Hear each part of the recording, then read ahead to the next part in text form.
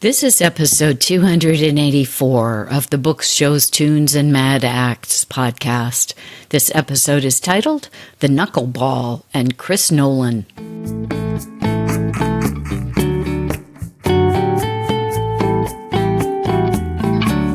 Welcome to Books, Shows, Tunes, and Mad Acts. I'm your host, Jennifer Crittenden. Books, Shows, Tunes, and Mad Acts is brought to you by The Discreet Guide, the coaching and training company for improving your speaking and writing skills, with a special focus on mastering English and advancing your career. Let's get you to where you want to go. On with the show, and thank you for joining me today.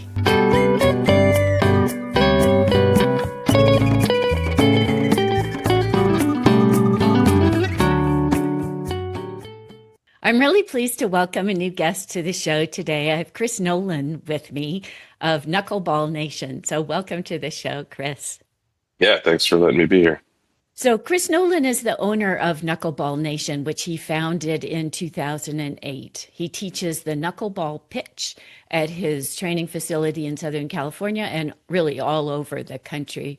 He has a really fantastic story about how he got into the knuckleball as a kid, living in Boston, when he got to watch a young Tim Wakefield throw that pitch for the Red Sox. And although he himself didn't play baseball in high school or college, the story also tells how he ended up trying out for the Reds and then eventually bringing his own knuckleball to the professional diamond. Anyway, it's a really great story. And his website is knuckleballnation.com. So if you want to check that out while we're on the show, feel free to do that. It's a really good story all the way through. And we're really excited to talk about the knuckleball pitch today. So thanks again for being here, Chris. Yeah. Let's start with some basics. Okay, what makes a knuckleball different from other pitches? Well, especially in this day and age, the major leagues are chasing spin rates and velocity right now. So there's been the advent over the last decade or so of these sort of pitch tracking devices that you can buy commercially now. They're fairly affordable. I believe the Rapsodo device is about $1,500. So what it does is it uses different technologies. Sometimes, what my understanding is Doppler, sometimes cameras, depending on the device.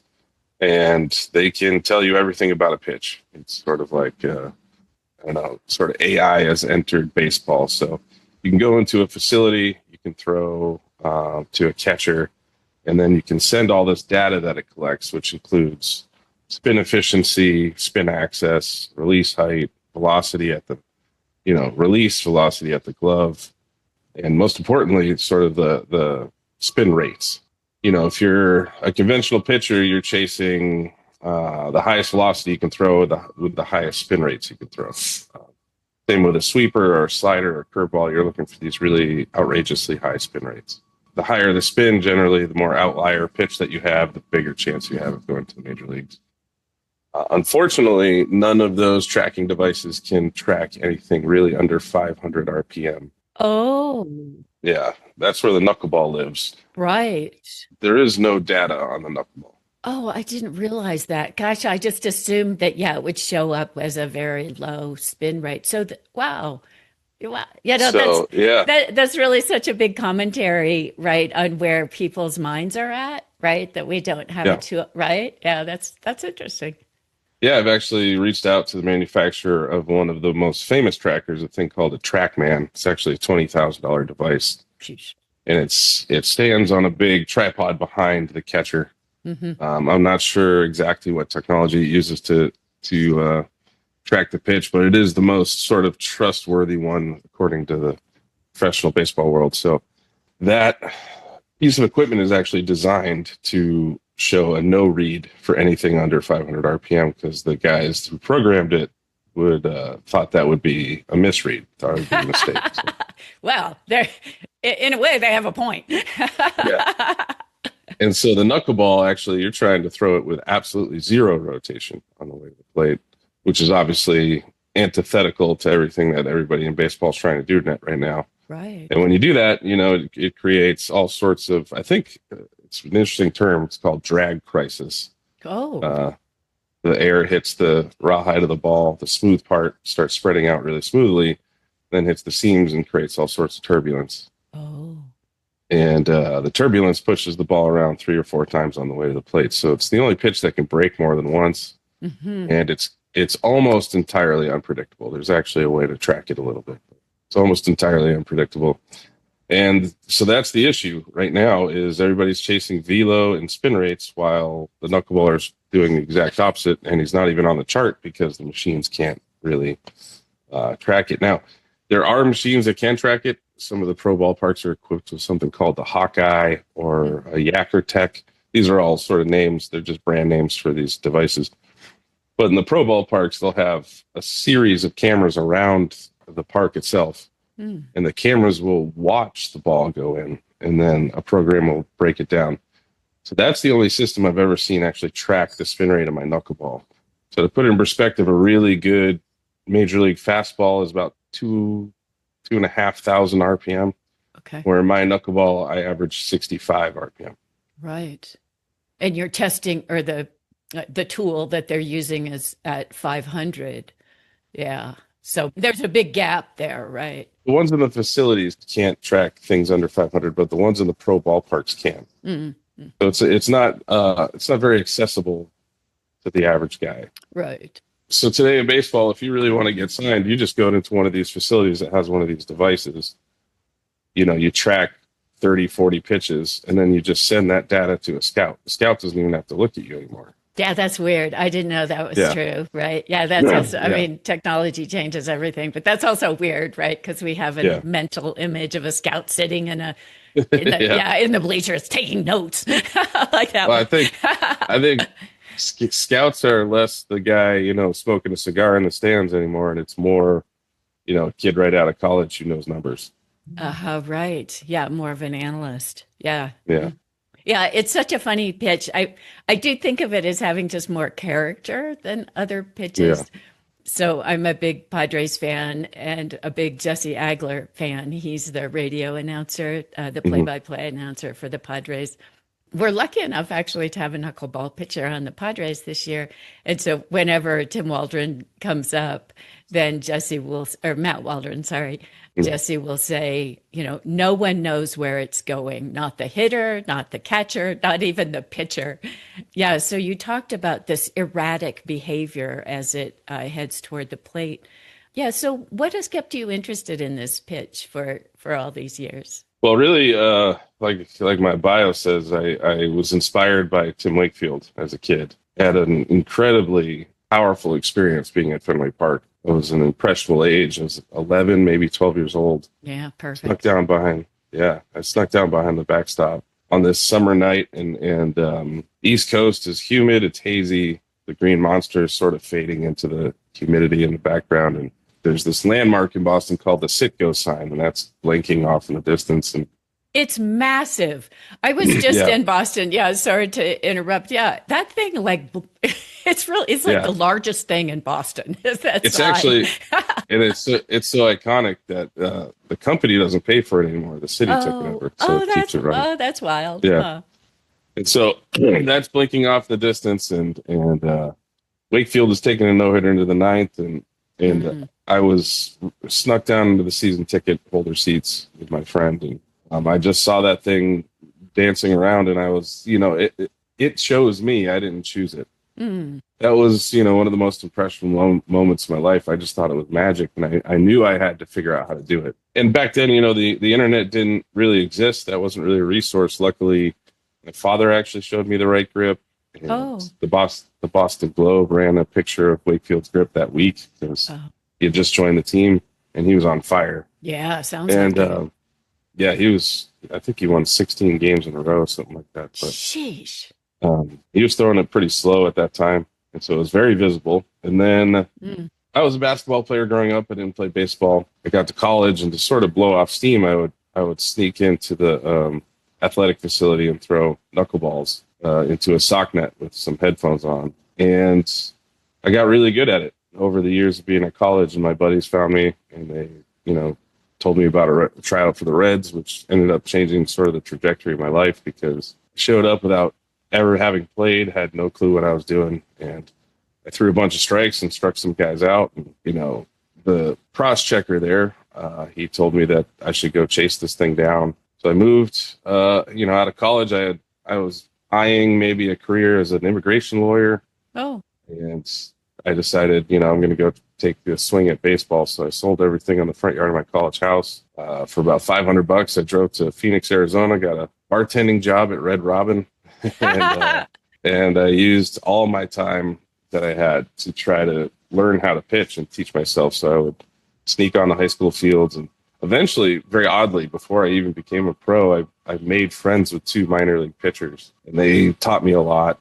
Once I felt I was ready, I started going to all these tryouts, and I was getting really frustrated because, again, baseball isn't equipped to understand or recognize the knuckleball. Yeah. Even back then, before the spin rate analytics, these guys were just saying, I don't know what to do about this. I don't know how to tell the team about this. Mm-hmm.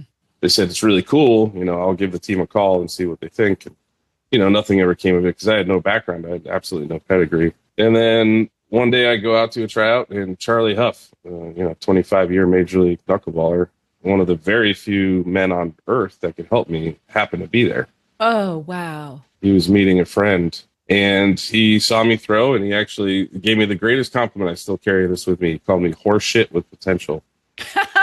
I wish someone would call me that. Yeah. I'll never forget it. He said I was horse shit with potential.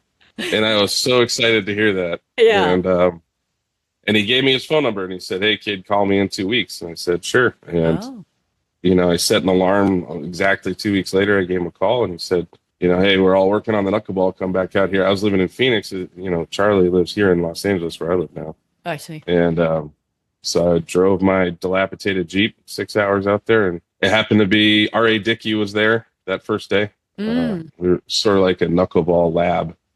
There's a couple other minor league knuckleballers, and we were all working on it that day. And yeah, I threw pretty well enough to where the other guys were saying, hey, what organization do you play for? And I was like, I've never played baseball before, sir. Yeah.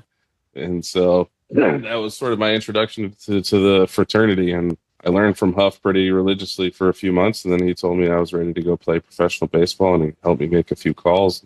And I finally achieved that dream. And I have to say that along the way, I've discovered that I throw the best sort of spin rates on the knuckleball that I've ever seen. I haven't seen data better than mine. And so it's very difficult for me as a guy who never played baseball. It was really difficult to develop because I was 24, 25 when I first got signed.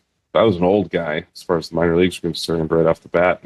And the way the minor leagues are structured, the only leagues that I could play in were called these independent minor leagues where there is no time for development. They don't let you sort of learn. They have to make sure you win. So I was a guy with no experience trying to win games against guys who've played their whole lives. Right. And, it got pretty ugly for a little while. I got released a lot, traded a lot. And I just kept sticking to it. I believed in it. And that even now, I'm getting in shape and sort of filming a comeback in my 40s. I'm going to try to play for Team Canada here in the World Baseball Classic. Yeah. Oh, wow. That's cool. And I still believe I throw the best knuckleball right now in the world. And if you called Charlie Hough right now, I think he'd agree. Oh, geez, that's something. Yeah, you have a comment at the end of your story on knuckleballnation.com that says something like at will or at any time.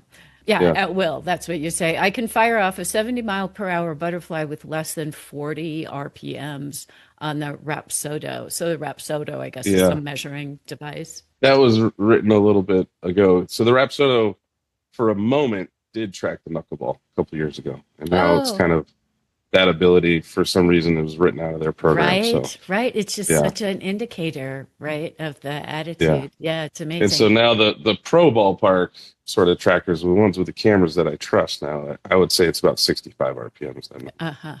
Yeah. Thanks for letting me know. I'll go revise that. I'm reading your website back at you. Yeah, it's not very nice to do that. But you do say, I have to mention this, that you say that's less than 1/2 of a rotation on the way to the plate. Yeah, I could do that about 9 times out of 10. God, that's just incredible. Well, it's one of the things about being a baseball fan, and of course our TVs are so fantastic now. What you can see on TV is just amazing. And you can see this, which you describe also when you were a kid that you could see the fact that the ball wasn't rotating on the way to the plate. It is really weird looking, but you can see it with your bare eye. I mean, for people out there who are watching on TV, if you get a chance to watch a knuckleball pitcher, watch for that, because you can actually see that very erratic motion, but also you can see the fact that the seams are not I mean, if I'm saying this right, correct me if I say something stupid, but you can see that the ball is not rotating on the way to the plate. That's Ideally, you'd be able to read, the logo on the ball, and it would stay constant, right? Yeah, you'd be able to write a message on the ball, 2 words. Here it comes. Watch out. Are there any good quotes about the knuckleball? Oh, I mean, there's a bunch of them out there. Some of them I've read, but some of the best ones, I was taught by Charlie Hough, and then later Phil Niekro took me under his wing. Mm-hmm. And Phil would always say, it's not about where you've been, it's about where you're going. That was always my favorite. Oh, interesting. Just because the knuckleball can be very frustrating at times. So, you'd see me as a young guy getting frustrated, the ball would spin a few times, and he'd say, forget about that one, kid. It was his way of saying, just keep moving on. Right. It sounds like really good life advice, actually. Yeah. And then, so tell me how you, mechanically, how you throw it. Well, I mean, that's a whole business I've based my world on. So what happened was Charlie Hough took me under his wing, and Charlie is obviously a guru. He's been a major league pitching coach. He's very well respected around baseball. Mm-hmm. But the way he speaks about, the approach sometimes is very high level. So when I first started working with him, I didn't really understand what he was saying half the time. Oh. And it was sort of abstract. Right. It was like, hey, think about it this way. And so I had to, over, the years, take everything he said, as well as Phil Niekro, those two guys, and break it down into sort of more digestible chunks, because I'd never played baseball. So I didn't really, I had to do it one step at a time. So I really decoded everything he was saying from the ground up. So I started working on my feet first. Oh. And then my knees and my hips, and I sort of built this house that eventually, once I really focused on one piece at a time, and then I got a sort of a psychology degree as well. So I knew from the sports performance classes I took, I knew you can only focus on one thing at a time. Your brain it's actually not capable of multitasking, despite what people think. So I would focus on these very small details, and that would be my victory. I'd throw a bullpen and say, okay, my foot needs to be here. My foot needs to be here. And I didn't really care what the result was. Eventually, I built this sort of, bulletproof delivery that really put my hand right in the proper spot at release.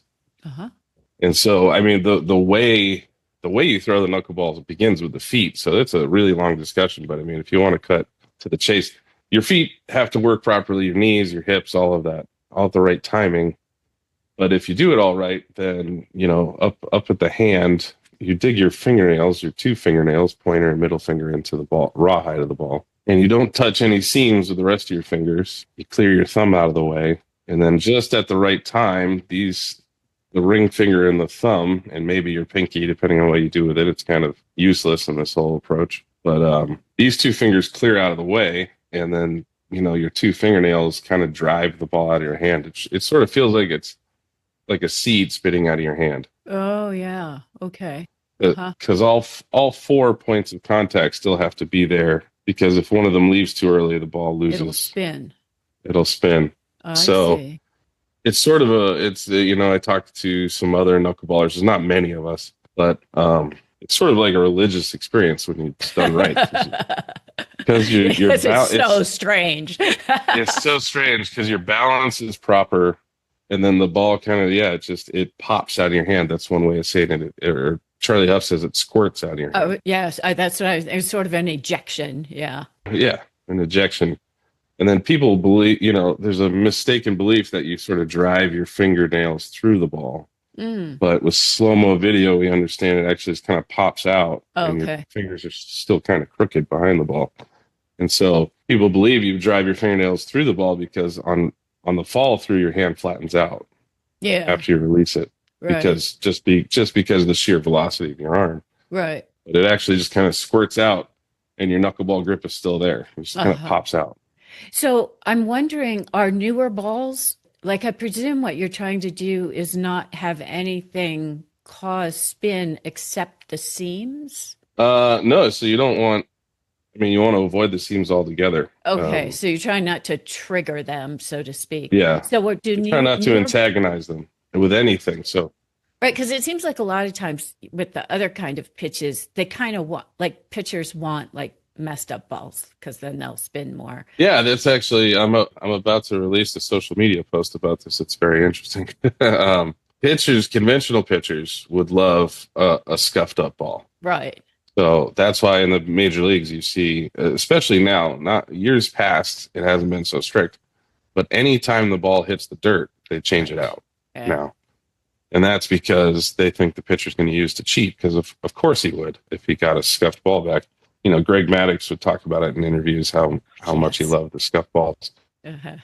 Essentially, if you throw a fastball, if you imagine a fastball with pure backspin, what you would do is you'd take the scuff and you'd put it on the outside of the ball, left or right. And the scuff would actually push the ball opposite of the scuff. Okay. But the scuff you can use to really get some wicked movement on conventional pitches. But what's interesting, and I'm taking this from FIFA, I'm taking this from soccer, Mm. is a couple years ago, I'm not sure how long ago, I'm not a soccer fan, but I read an article about this.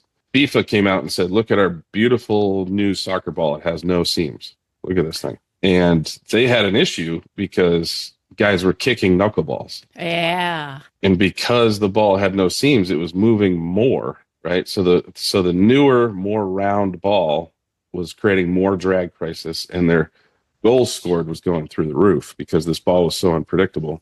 Oh. And so they had to ditch that for the old ball with seams on it. It was too hard for the goalies. Yeah. So the seams actually make it, the raised surface on the ball actually makes it move less. And so what you end up seeing is when you take that to the baseball world. Now I'm just, I didn't do an experiment on this in baseball. I'm just taking this from soccer. Yeah. When you play in an amateur league, generally the amateur style baseballs or college baseballs have higher seams. They have bigger, fatter, higher seams. Oh. And as you go up in the ranks, you go to the minor leagues, they use what's called a professional Rawlings ball, but it's machine made. And the machine made balls tend to have sort of medium seams. So if you're comparing it to a college ball, it's sort of medium seams. Okay. Then when you get up to the major leagues, these are handmade balls. Mm. And they have by far the lowest seams. I see. By far. And a lot of conventional pitchers will sort of complain when they make the jump to try to throw a major league ball because it's so sort of symmetrical and smooth. And the seams are barely raised. Mm-hmm. And so when you throw a knuckleball with a major league ball, it is noticeably better. It is much, much better. And it's sort of playing on that FIFA idea that the smoother the ball, the better the movement. And so as a knuckleballer, you want, it's good that they replace the ball every time it hits the ground because you don't want that scuff. Right. That scuff is somehow going to disrupt the movement. And from what I read and from what I understand from the article, it's because the smoother ball creates a higher drag crisis. The turbulence gets more confused behind the ball. So, yeah, so you don't want a scuff ball. So you don't want to cheat like that, the way the old timers did. Yeah, it's the opposite. Yeah, you want a really smooth ball to get that weird, erratic, unpredictable movement. And then the great irony with the knuckleball, too, is that the major league ball is the hardest ball to throw a knuckleball with, just because it seems a little larger and it's much harder. The center of gravity of the ball is more difficult to find. The minor league balls tend to be a little smaller and a little tackier, so they stick in your hand a little easier. I see. So the major league ball is the hardest ball I find to throw a knuckleball with, although I'm very used to it now. It's my preferred ball. So even though the seams are flatter, it's still harder. It's more difficult to throw a good knuckleball. I mean, to me, it kind of makes sense. I would think a smaller ball is easier to do that squirting action. Yeah. Unless you had really huge hands, maybe. But. Yeah, and then on that end, I used to pitch against the Korean baseball organization would send two of their teams here to LA to do spring training. And I would be invited to go pitch against them occasionally. And I did very well. And one of the reasons I did very well is the Korean Major League Baseball is smaller. Oh. And they're pre-tacked. They're a little sticky. Huh. And I pitched against them so well, the umpire stopped letting me touch the to keep my hand dry and a good sort of traction in my hand, I usually rub the clay of the mound and get sort of a really thin film of dirt on my hand. And they stopped letting me do that. They thought I was cheating. That comes out of nowhere. Oh, you can't touch the dirt. Yeah, can't touch the dirt. Umpire came up from behind me and said, "You got to stop doing that." All right, okay. That's hilarious. That sounds like something, that would happen like on the playground or something. You're cheating. Yeah, that's funny. Okay, so any advice for a hitter who knows that he's facing a knuckleball pitcher? I mean, most pro hitters will have a good approach because they'll usually take a strike. Oh, to see it, to watch. This not only to watch it, but to force the guy to throw a strike because knuckleball's unreliable for strikes. So. Right. So it's harder to locate the ball since no one knows where, as Jesse would say, no one knows where it's going. Yeah, exactly. And then what I would do, there's the old wisdom, there's a saying says, if it's high, let it fly. If it's low, let it go. So if the ball's coming in high, take a swing at it. But I would disagree with that because a well-thrown knuckleball isn't going to get hit, whether it's high or low. It doesn't matter. I see. What I would do as a hitter is, these pro hitters have incredible reaction times and they can see the ball very well. They usually have very good vision. Yeah. And I would sit there and just wait until I saw one spin and then let it fly. Oh, if it's not, just wait till it's not really a knuckleball, then hit it. Yeah. If you can read the logo, you're not going to hit it. The ball is too erratic. If you hit it, it's luck at that point. So I would just sit on my back leg, stay loaded and wait until I see the ball spin. And that might be, even the best, I have a very good touch for the knuckleball. Mm-hmm. On a good day, it's 9 times out of 10. On a bad day, it's 8 times out of 10. I'll be throwing a good one. There's always going to be duds in there. So wait for the dud or wait for the fastball. Either way, you're going to see it spin. Yeah, that's really amazing. So you brought up this issue about location of the knuckleball, which I'm realizing, is obviously a big issue. So you can achieve the no spin, the erratic movement. What do you do then to try and actually make it go in the strike zone? Oh, man, the knuckleball is so much harder than people realize. And that's why there's so few that have ever done it at a high level. Because it's not good enough just to kill the spin of the ball. Yeah. You actually have to control what little spin is left on the ball.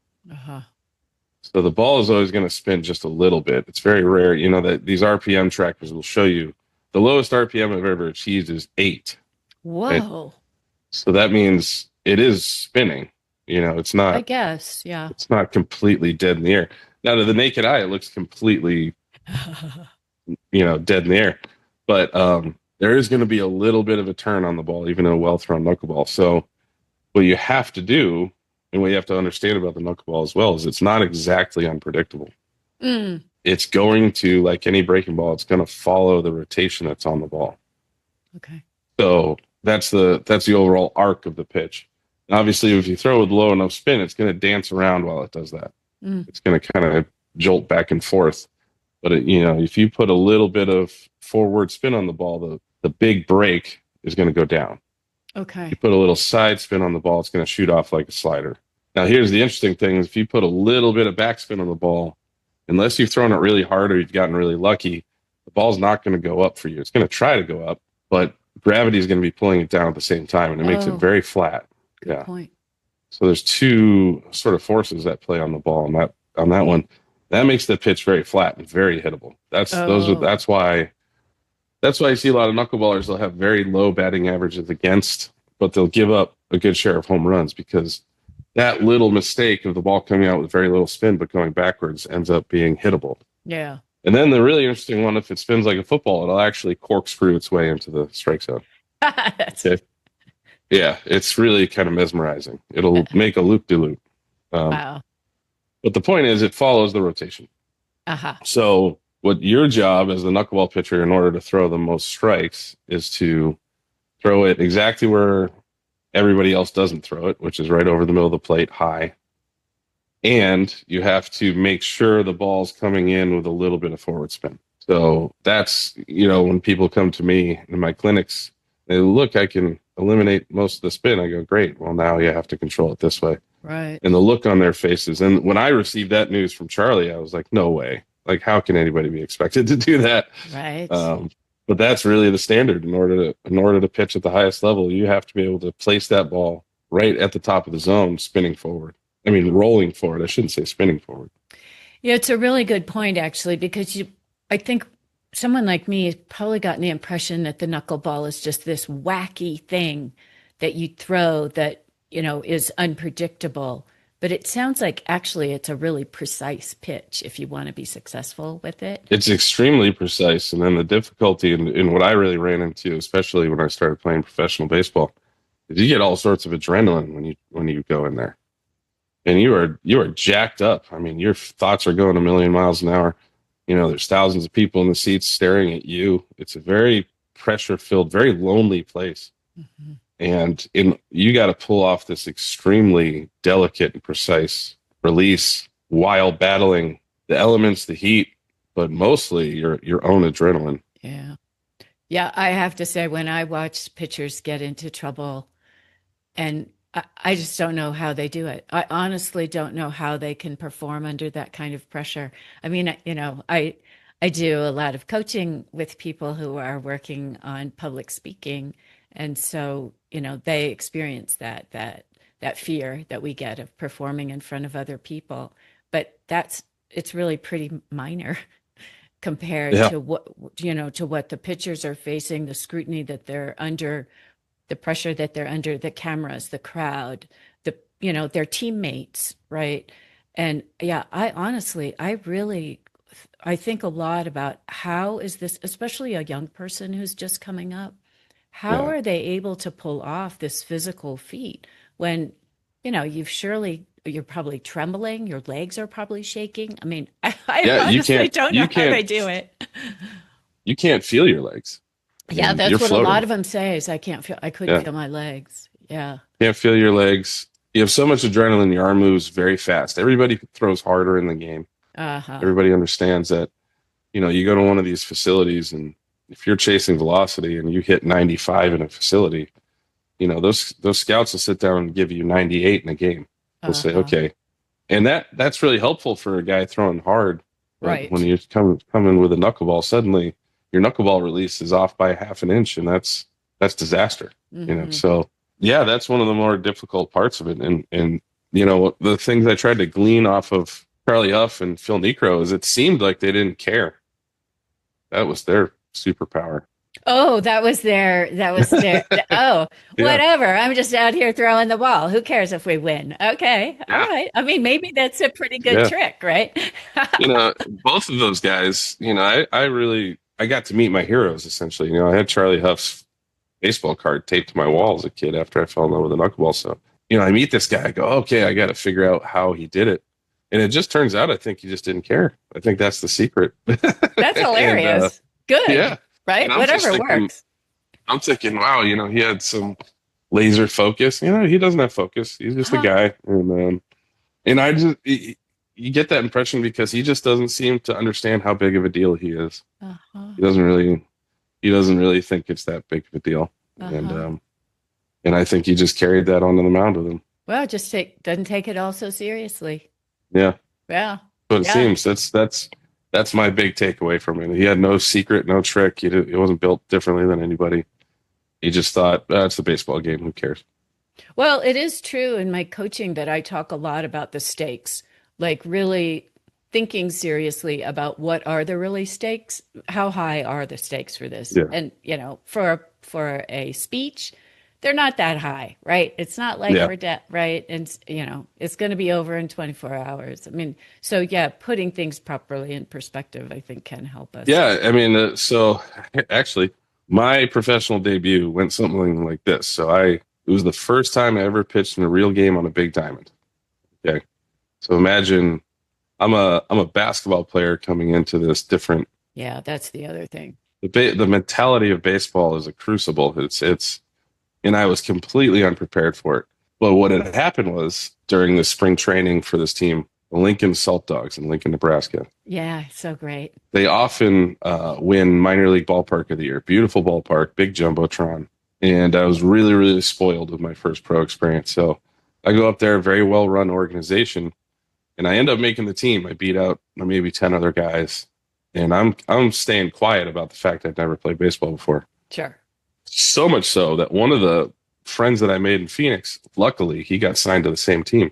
Oh. And he, during spring training, we have to do this thing called PFP, pitcher's fielding practice, which I had never done in my life.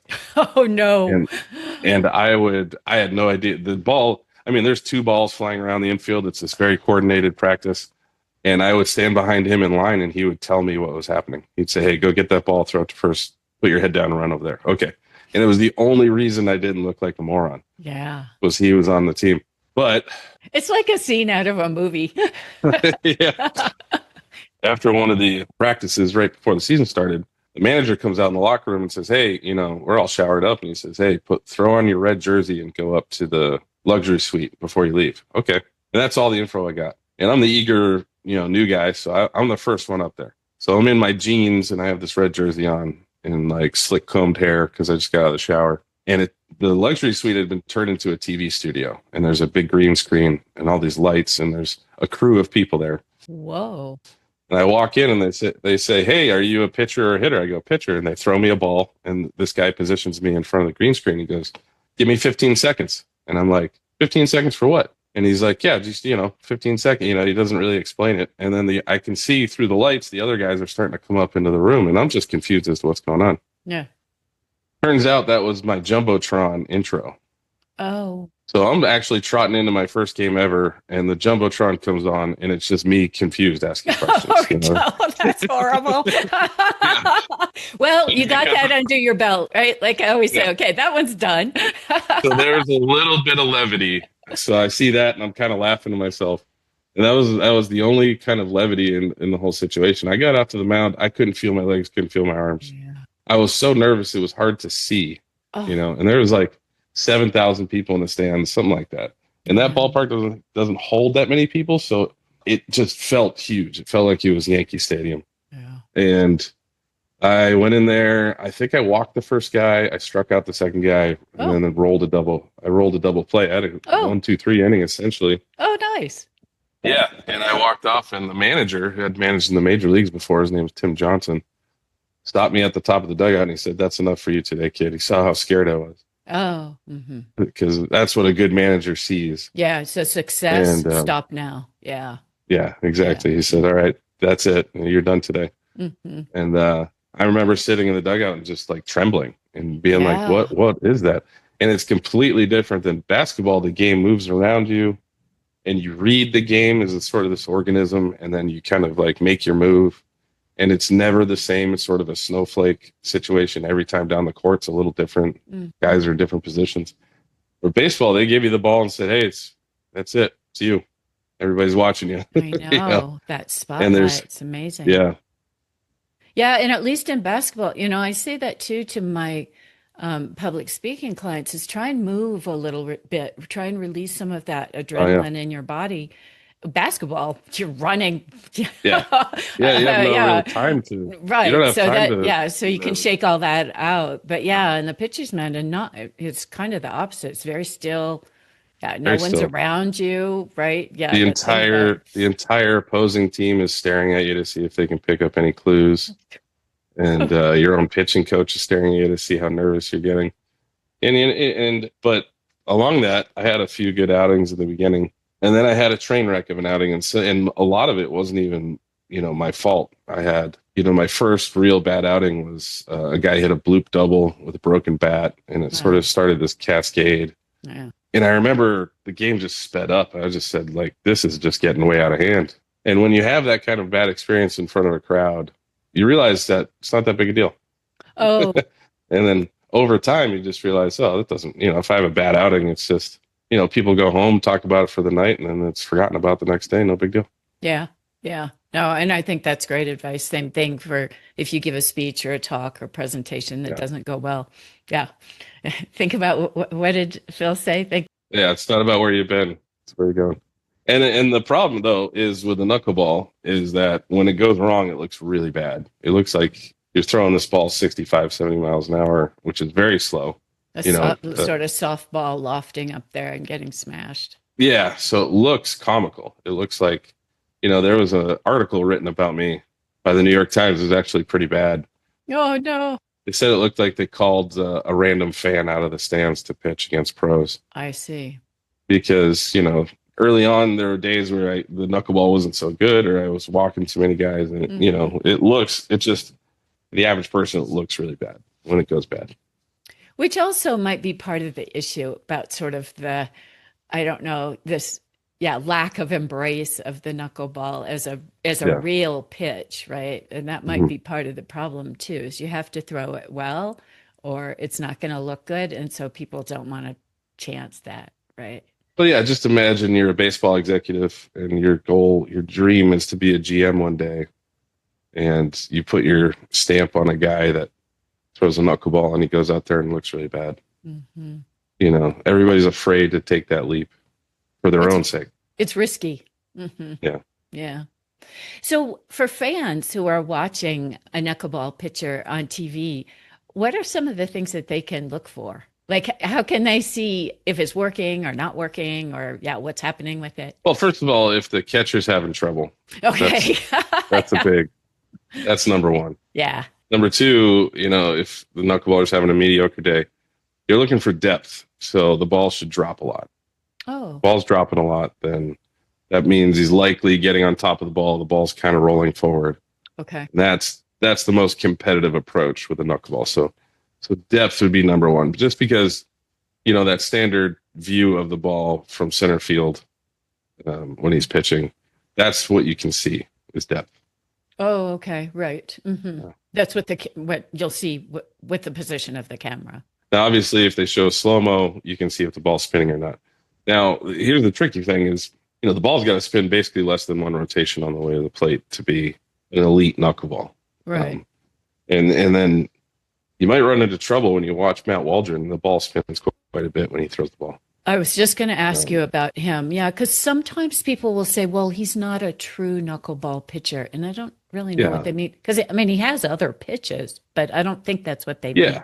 And so, I've actually talked to Charlie about Waldron, too. Waldron's a very good pitcher, and he has a very live arm. Okay. And the faster your arm is, the harder it is to time the knuckleball. Oh. And so you can throw a 93-mile-an-hour fastball. Again, everything in baseball is pretty impressive. If the average person saw 93 miles an hour up close, they would lose their minds, Uh-huh. And then on top of that, the knuckleball is even rarer.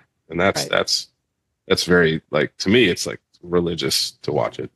So Charlie and I would talk too, and even R.A. Dickey and I would talk. I learned the knuckleball with him, with Charlie Hough. And when you throw too many other pitches, so obviously a knuckleballer isn't going to throw all knuckleballs. Okay. All right. You throw 100 pitches, you're going to throw, on a really good day, you'll throw about 90 knuckleballs. Oh, okay. A lot. So, really. Yeah, the more knuckleballs you throw, the more successful you should be. That means you're throwing strikes. You're throwing it well that day. So, if that knuckleball percentage drops into the 80s, then that means you had to throw more fastballs. Right. And basically, the fastball is simply there to get back into the count. You throw ball one, ball two. All right, now I got to throw this mediocre fastball over the plate. And Wakefield's a really good example of this. The guy I watched growing up. Wakefield's average knuckleball is 65 miles an hour. His average fastball is 73. Wow, I didn't realize it. Wow. Yeah, so Matt's pretty different from that. He's much different.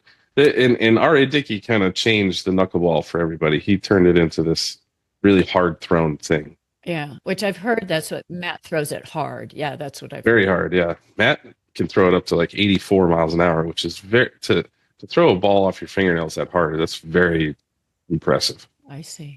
But I believe at that velocity, it's almost impossible to throw the classic knuckleball. Oh. And so now you're sort of wading into the territory of a whole nother pitch. Yeah. So when you throw like a split finger or a fork ball, those balls aren't spinning very well. And because they're not spinning well, they create drag and they drop, right? So their RPM is probably 500 to 700, something like that, 1,000 maybe tops. Oh, okay. And so that's what Waldron basically achieves when he throws his pitch. He throws this like sort of a fork ball effect. Mm-hmm. And then, when the hitter's seeing 93 and sweepers, then suddenly this poorly spinning pitch is coming into the plate at a much slower velocity. It's almost like a changeup for him. Yeah. That has a bit of unpredictable movement because depending on the tumble of the ball, it's going to go down and left or down and right. But it's not exactly the kind of knuckleball that you have trouble catching most of the time. I see. It's although people do have trouble catching that one. Yeah, sometimes look, he'll square up a few and throw some wicked, yeah. Oh. But not most of the time. Only because he's throwing all these other pitches. His release point, the release point on a sweeper is around the ball. And you pattern that into your nervous system, and then suddenly you have to stay behind the ball really long for a knuckleball. Very difficult to achieve. So, yeah, the slow moves of his pitches, you're going to see him spin quite a bit. Sometimes you can catch one that doesn't spin a lot, and that's when the catcher gets all confused. But I wouldn't even call him a knuckleballer. Oh, okay. I would call him sort of a guy with a knuckle fork changeup thing. It's sort of like its own category. If you wanted to, I don't think I would have that religious experience behind the plate if I was a kid and Waldron was on the mound. I see. The same I had with Wakefield. It's not that dramatic. Yeah. I hear sometimes that they'll say, well, that was a knuckle curve. Yeah, a knuckle curve, that's a big question I get all the time. A knuckle curve is simply a curveball. Oh, okay. So it doesn't have that has one finger. You take your pointer finger, because the curveball is thrown off the seam with your middle finger for leverage. Okay. And so pitchers have a difficult time. Their pointer finger will take over the action. And so there's different strategies to get rid of that. Some guys will raise their pointer finger like they're shooting a gun. I see. And other guys will actually curl their pointer finger around like a knuckleball. Oh. Simply in order to get it off the ball so it doesn't have any influence. And so that's what a knuckle curve is. A knuckle curve is just simply the way you hold your curveball. I see. Okay. Yeah. Otherwise known as a spike curve. They'll call it a spike curve a lot too. You're spiking your finger. Uh-huh. That makes sense. So is there anybody who's pitching in the majors today who is more of a true knuckleball pitcher? The last true knuckleball pitcher in the major leagues was probably Stephen Wright of the Red Sox. Oh. There's also my buddy Mickey Janis. He had one appearance with the Orioles. Okay. But again, Mickey is in the same vein. R.A. Dickey changed the paradigm. And again, if you go watch video of R.A. Dickey's knuckleball, it's spinning a little bit. Mm-hmm. He didn't have this super fine touch that Wakefield had. And so he realized very intelligently, because he's a very smart guy, that he could throw that thing, a mediocre knuckleball really hard. Uh-huh. And it would create this sort of forkball effect. Right. That, I believe, because the knuckleball is so difficult, the classic knuckleball is so difficult to learn, that I believe is a little bit easier of a path. Yeah. If you can throw even a bad knuckleball at 80 plus miles an hour, you're looking at a really effective sort of forkball changeup effect. Mm-hmm. That's where the game is kind of gone. And you might be on social media. You see a lot about these young pitchers on social media trying to throw the hardest knuckleball ever recorded. And to me, that's just a waste of time. That's just a changeup. That's just a forkball. Stephen Wright of the Red Sox could throw a really good knuckleball in the mid 70s because he was gifted with arm speed. He was a second round draft pick throwing 95. He was probably the last true knuckleballer in the major leagues.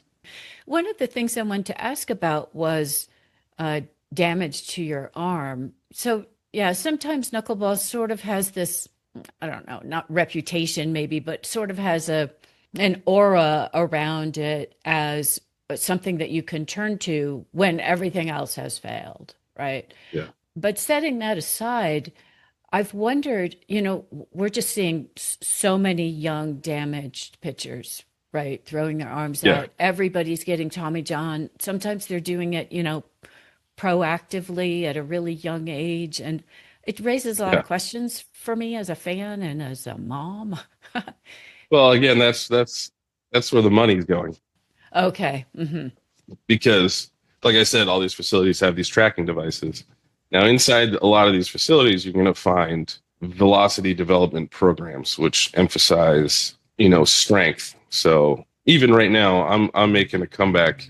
I'm in the weight room. That's most of my time spent on this, is getting really strong. When you get really strong, throwing a baseball becomes a lot easier. Okay. All right. And then the way that you train, the training modalities have really morphed over the years. And there's a lot of money in training ball players now. So they've come up with all these sort of wild ways to train. So right now, one of the things that keeps me young is I have a device. I don't have it in here with me. I can't show you, but I have a device called a VBT, right? And I don't know if many fans have heard about this. Not me. When I bring this to a gym, everybody sort of stops and asks questions. It's a little box. It's about the size of it's maybe a small tissue box, one of those square ones. Okay. And it's got what looks like a very fine line that comes out of it, like a fishing line. Yeah. And then it has a hook that goes on the barbell or the weight. And it measures the speed at which you lift. Okay. All right. And so right now, I am speed lifting about 350 pounds on a back squat. Jeez. So I go down and I blast up as fast as I can. I see. And 350 pounds is that's my gift. I'm really gifted in that lift, but that's really pretty elite. It's way up there. Right. And you imagine the sort of impact on your body doing that. Right. You know, it's not just, I can actually back squat about 500 pounds slowly. Good grief. And that's becoming normal for pitchers. They're the biggest, strongest guys on the field. And so not only are we in the weight room moving a lot of weight, once we're able to move a lot of weight, then we're moving it fast. Mm. And the people who train like this with me for the first time, I'm actually training an influencer right now. He's saying every morning that his joints hurt, his ligaments and tendons hurt because they're actually growing stronger from all the speed that's going into them. Right. It's got to be. Then you put that on top of the fact that to throw harder, they have these guys throwing weighted baseballs. But now you're putting a different stimulus into the arm, and that puts the arm into layback even further. It trains your arm to go way back, and it puts way more strain on your ligaments and tendons. And so you're training like this maximally for months and months and months, and then the season starts. Right. And so all these like extreme strength, it's explosiveness, and it's a higher range of motion that's going into these pitches. And of course you're going to blow up. I mean, of course you are. The human body isn't designed, but of course the money is with velocity and spin rate. So that's what everybody is just, 4 months ago, I couldn't lift this weight. Now I can lift this weight. And it's translated to 3 more miles an hour and 300 more RPM.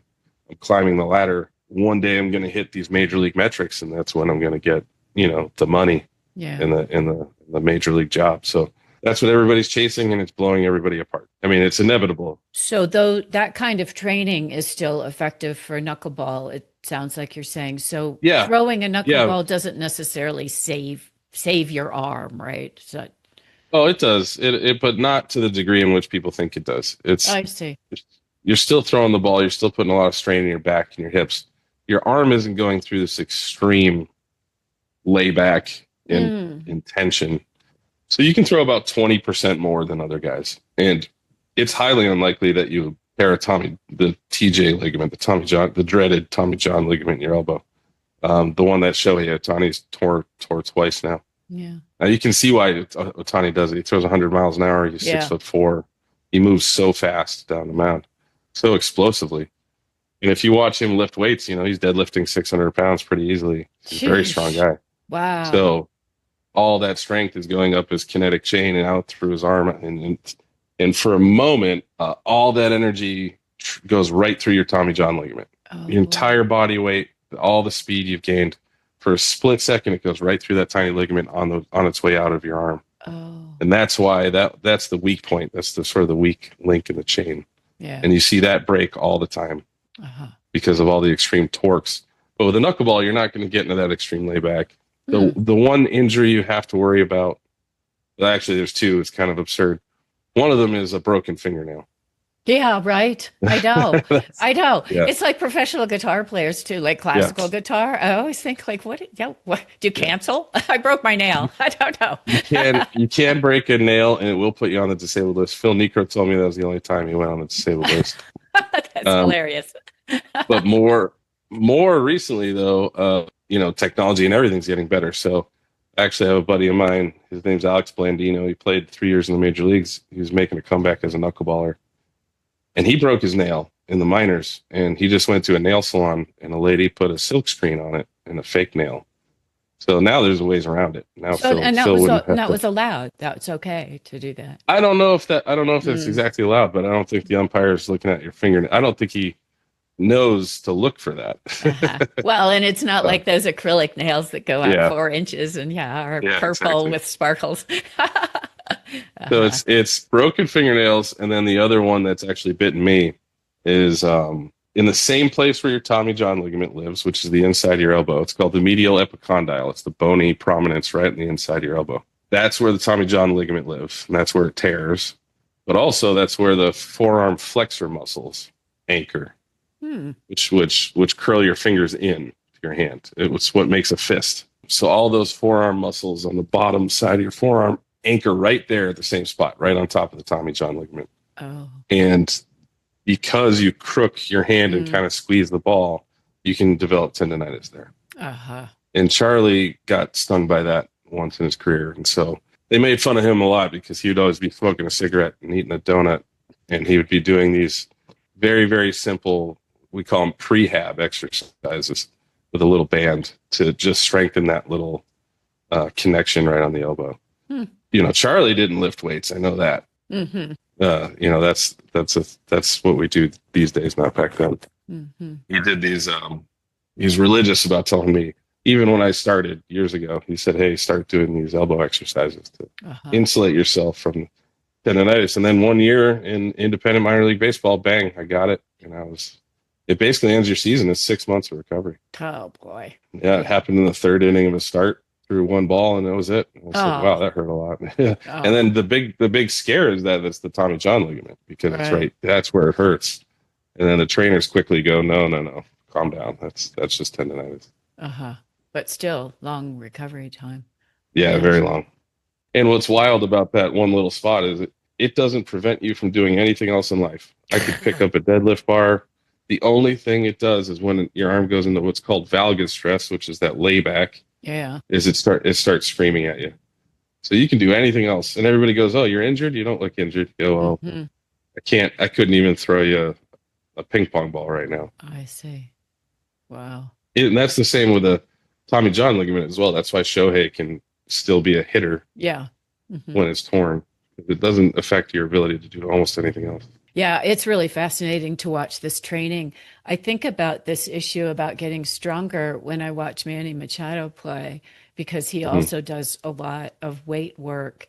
And what he's sort of implied or I've inferred or other people have said is that by getting so much stronger and being able to throw the ball faster and harder, he's able to play back more.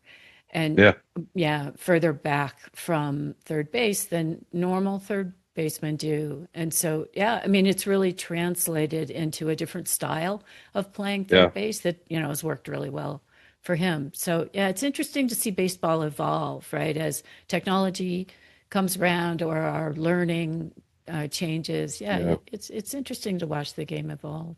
Yeah, I'm actually looking forward to it evolving again because this velo stuff is unsustainable. And it will adapt again. And you kind of start seeing it now because you look at teams, the way they construct their bullpens now, they're getting a lot of different looks. There's some side armors and stuff. Yeah. And it's getting away from just, this high backspin rate fastball kind of stuff because the hitters adjust and then the pitchers have to adjust. It keeps going on and on and on. Right. Yeah. And it makes the game more interesting. It makes it more layered and more complex. Yeah, so that's really fun.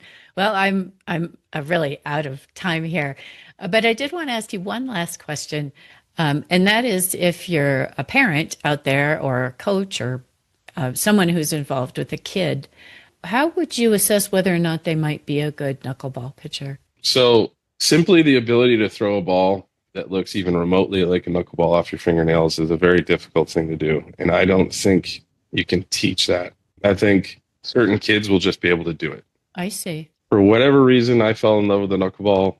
There seems to be some bleed over from other skills. Like I know Wakefield is a very good calligrapher. I know Charlie Hough's a very good artist. Oh. I was a very good artist. I can draw photorealistically. Oh, wow. I don't know if that has anything to do with it. Right. But the fact that I have such fine motor skill, because when I picked up a baseball and somebody said, here's a knuckleball grip, I could throw a pretty good knuckleball right away. I see. Just by conceptualizing it and then feeling it. Wow. And not everybody's just born with that. You can go You can go right now to a major league stadium and ask the 25 guys on the roster, each one of them, to throw a knuckleball. And I would almost guarantee you 90% of them would look like absolute fools trying to do it, despite the fact that they're the best baseball players in the world. So it's simply if a kid can grip it and throw it reasonably well, that means he's got the building blocks. Whatever connection, mind-body connection that exists is there to build on. Yeah, interesting. That's a really good tip for people to look out for. So thank you so much. I've really enjoyed our conversation. This hour has just flown by. And before I let you go, is there anything else you want to share with the audience about your work or events or anything that you want to tell them about? Yeah, so Knuckleball Nation started in 2008. It was mostly a way to make passive income in the off seasons. And it's really kind of grown. I started doing clinics all over the country. That turned into doing clinics all over the world, like Taiwan and Korea. COVID really set the business back. It was organically growing wildly big. I was doing clinics with Phil Niekro in Atlanta, R.A. Dickey in Nashville, Charlie Hough here in Los Angeles. Oh, wow. They actually show up and help me instruct the kids. That got all sort of reset back to zero for COVID. All that organic growth stalled out. But then I was really lucky because I didn't really understand social media at the time, so I wasn't doing it very well. And Major League Baseball actually did a feature on me. I led MLB.com for a day. I was one of the only non-MLB players ever to do that. And that really sort of exploded all the social media, and the business is coming roaring back. So I always do a clinic in Las Vegas on Columbus Day weekend, or Indigenous Peoples Day weekend, however you want to say that, in October every year. And there's going to be more clinics popping up all over the country because the demand is there. So go to knuckleballnation.com. You can see when the clinics will be popping up around you. I know I do one every January in Los Angeles with Charlie Hough if you want your kid to get exposure to the guru himself, because I'm still friends with all these guys. And you can go to the website. You can join the Patreon where you can send me video. I can actually train you remotely. I have an instructional video available at knuckleballnation.com. And then if you don't want to actually spend any money, I can just get your eyeballs and time on social media, Instagram, Facebook, TikTok, YouTube, all that stuff. It's all growing very rapidly, and it's actually getting monetized. So it's actually helping me grow Knuckleball Nation back to where it was, back to where it's my main business. And that's all I'll be doing going forward. And then on YouTube, you can watch me very soon. I'm going to start posting videos of me training to get back in shape to play for Team Canada. I might actually play professionally here at the end of the summer for a short period of time to get my feet wet again. And I'll be playing winter ball somewhere. But I really do, I throw the best classic knuckleball in the world right now. And, it's hard to sit on that skill and not try to show it off, even at my age. Sure. I really want my 3-year-old daughter, I would like her to see me play professionally and maybe remember it. So. There's something really profound about baseball and, child-parent relationships. Yeah. Well, yes, thank you so much for your time, and good luck with everything that you're doing. I hope that we can stay in touch. You'll let us know what success you're having. It was really lovely to meet you. So take care, and I'll put the information that you've given on our show notes. And hope to see you again sometime. All right. Thank you very much. Don't let it spin.